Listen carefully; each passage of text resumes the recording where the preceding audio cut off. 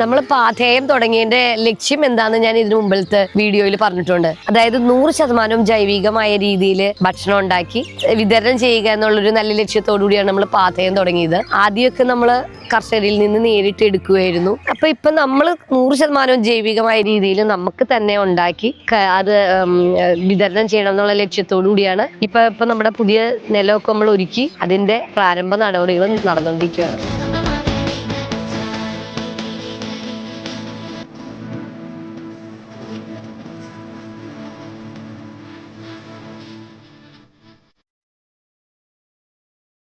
അപ്പോൾ നമ്മുടെ വീഡിയോസിലൊക്കെ ഇച്ചിരി ലാഗ് ഒന്നും നിങ്ങൾക്ക് എല്ലാവർക്കും അറിയാലോ.